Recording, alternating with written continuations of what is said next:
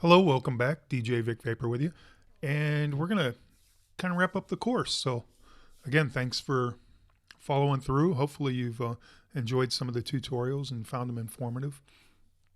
Getting to the, stages of creating your first project within Logic Pro 10.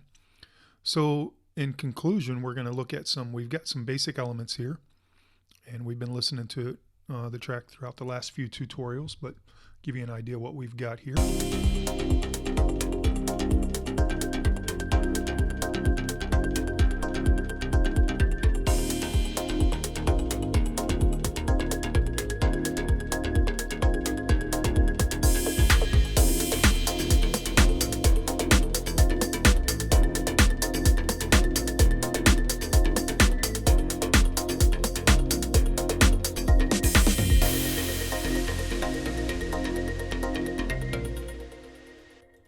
All right, so pretty basic stuff. And let's take a look at how we can create these or glue these elements and combine these elements to get a little bit more kind of, enhanced sound out of this little project here. So I'm going to go ahead and click right here and open up our mixer. And I've kind of maximized this guy up so we can see everything here. Now we've got quite a few things going on here that's been added throughout the different elements that we've put in, and some of the things are third-party plugins. So I wouldn't worry as you go through the course or through the tutorials as to whether or not you have all the plugins I have. If you're kind of new to this and you're just getting your feet wet, that's the biggest piece of advice I could give you, is because I've been kind of doing this. I've been DJing forever, but I started in like 2003 taking production seriously. So, I've kind of been at it for a few years, and over the years acquired quite a few different plugins. Certainly can't just go out and buy all those at once. You end up breaking the bank unless you have $1 million to spend. But what I've learned, and I guess my point here, is you don't need them all, because I still find myself maybe with 3 or 4 go-to plugins that have never failed me. I mean, it's nice to have a few other options, but you don't need them. Trust me, you do not need them. Not as much as they want to sell you on it anyway. All right, so enough of that little rant. Let's get back to business here. One of the first things I want to do is show you conceptually what I like to do. I'm just going to kind of go through a workflow that I like, and maybe you'll find it useful as well. So we're not going to really focus on any of these items here that are auxiliary related. So it looks like we've got an auxiliary channel here. I'm not going to mess with that guy. What we are going to focus on, though, is all of our other tracks. So simply click and drag across to highlight the ones you want to work with. And we're going to I'll go right here, because all the rest of this is just kind of auxiliary related. So we will not get involved with that. See, we've got bus 1, bus 2, bus 3, and bus 4. The buses we're just going to leave alone. We're just focused on our volume. And I'll give you a big tip here. You can create so much great sound just using volume. You don't have to be dialing in a million EQs and effects trying to mask your sounds. Just use your ears in the volume controls. So I've got everything highlighted.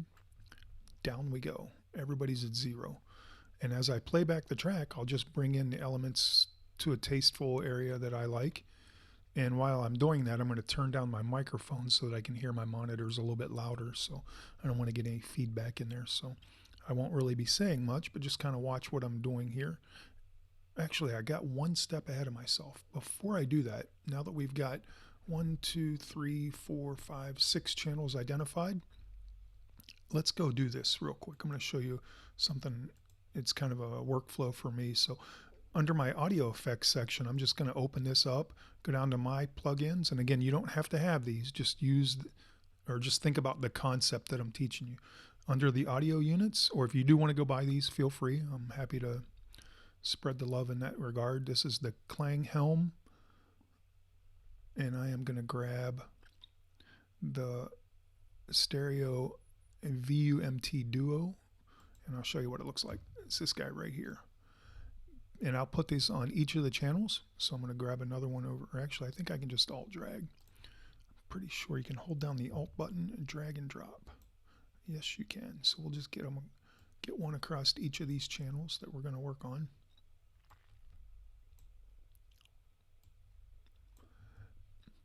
And now what I'm going to do, and I probably should have done it before I drug them all across, is let's open it back up. And I'm just going to automatically, this guy's on here, it's just a volume control basically. And I'm just going to say, I want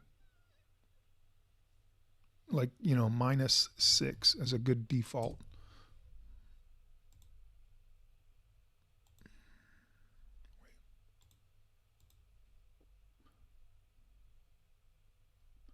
I guess I don't need to do that. All right, so we'll just go -6. All right, so -6, that means no matter what I do with my level here as I'm working, or whatever effects or anything I'm working with or however I add, I've already told myself I've got -6 dB of headroom for that channel. That way anything that gets sent all the way through to my master and stereo out here, I'm pretty much assuring myself that I won't be clipping. And that's extremely important when you go to bounce out a final project. So let me go through here real quick and get all these set. Or actually, you know what I'll do is I'll just take these guys off. And then I'll drag, since I've already set one, I'll do what I should have done in the first place.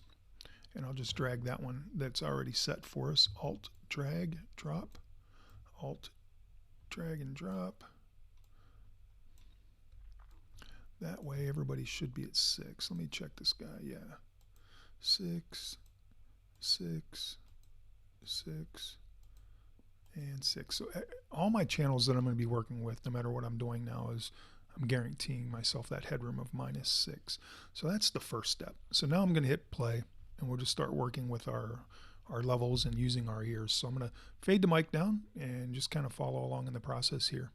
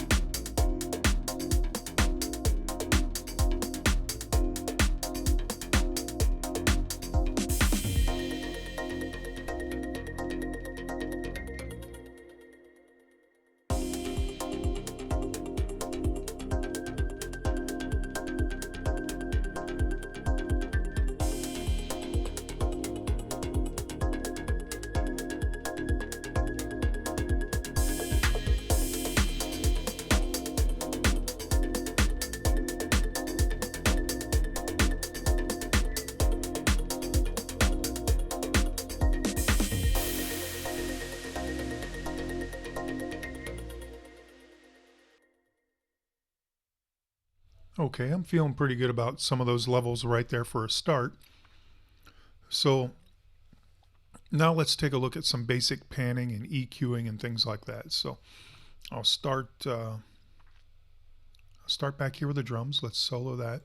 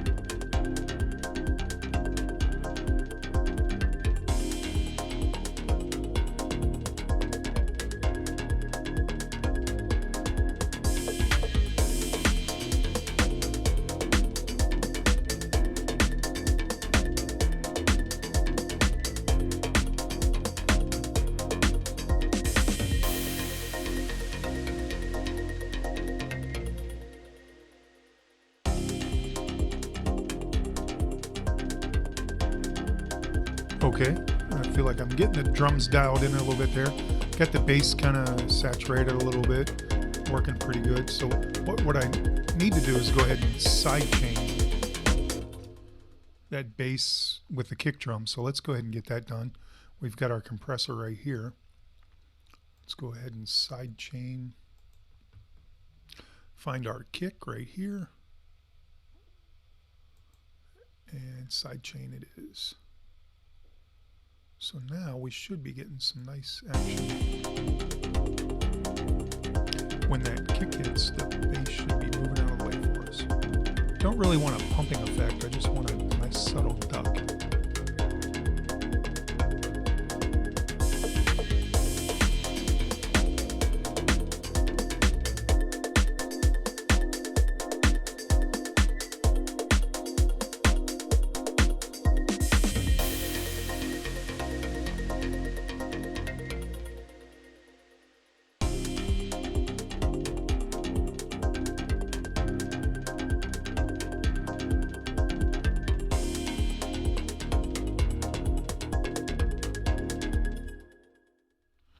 Pretty happy with that. Sounds good enough right now. For the sake of the tutorial, it's easy to get lost in this, but again, this is just about learning and following the process more than knowing all the details. So, all right, so what do we got left here? I have this synth right here. Let's take a listen to this guy. I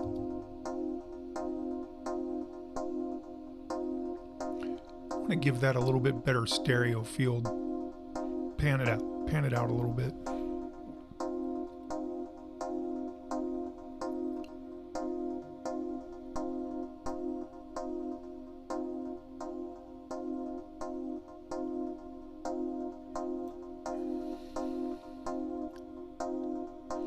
I think what I'll do is I'll grab an effect, let's put it after the EQ.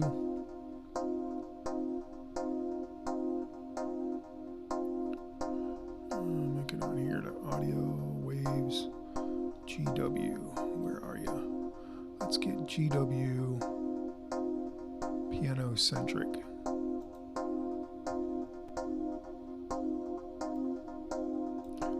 Let's work with this guy a little bit here. Let's see what he's got for some presets. Clear, modern pop, lo-fi, tiny, glass doubler, thin and wide.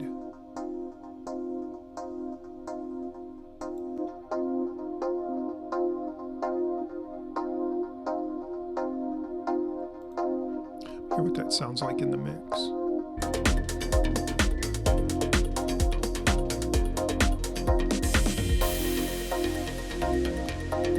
That muffled me out too much, so let's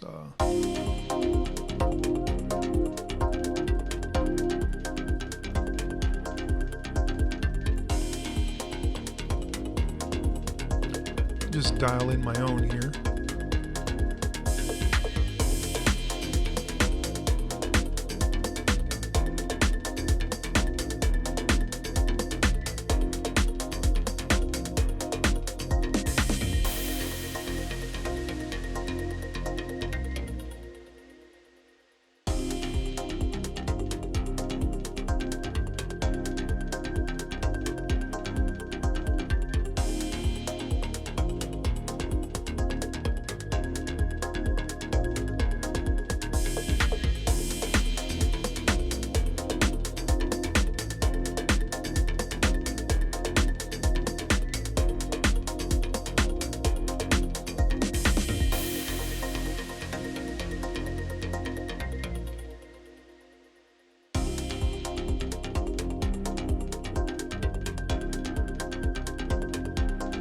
Okay, kind of happy with that. So let's see where else we can go now. So we've got drums, got the synth.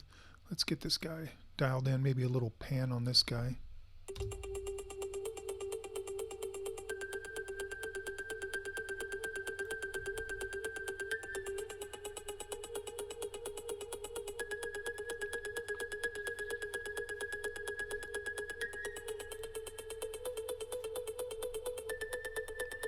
So this guy's actually being sent over to bus 4, and it's being played through this guy right here.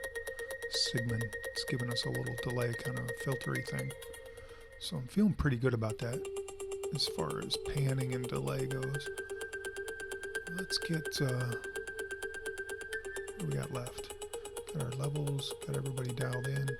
Let's hear what we've got so far as an overall mix. And then we'll go from there. I was downloading some stuff in the background. Sorry for that menu pop up there. But let's hear what we've got as a, well, looks like it wants me to log in here. So hang on one second.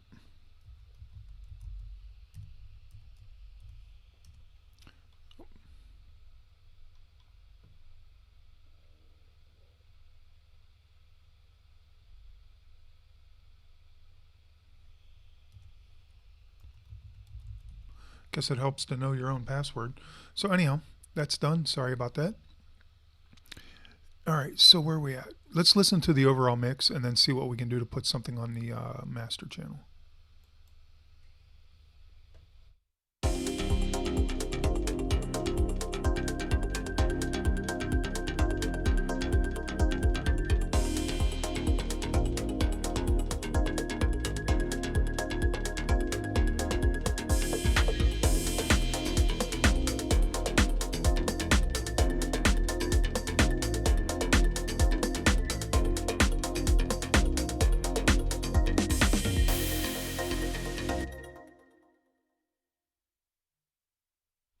Yeah, that'll work. Let's go over here to the master and let's see what we can do here. I will grab, let me go to this mix-centric GW mix. It's got some really unique flavors it can bring out on a mix. So I'll just go with that for our mastering tool and we'll see what we get off of that. I'm going to turn the mic back down for a second and turn up the studio monitors.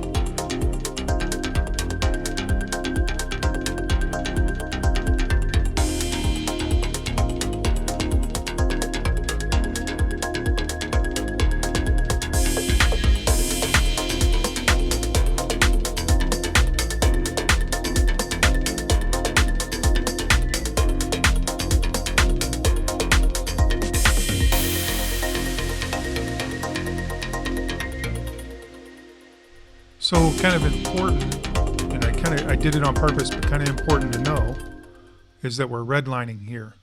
So obviously that's not what we wanted to achieve, and what's creating that red line is my L2. So I just went a little too aggressive on that, so let's dial it back.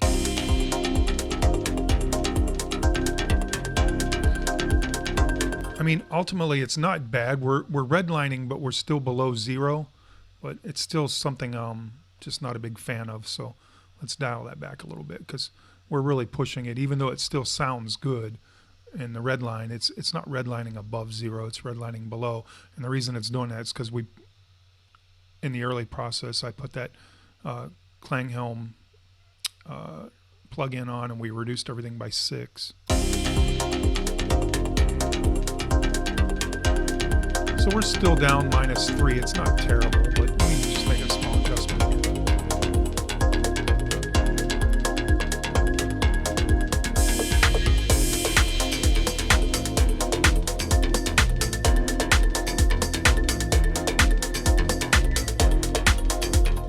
Yeah, that's a little bit better for my taste.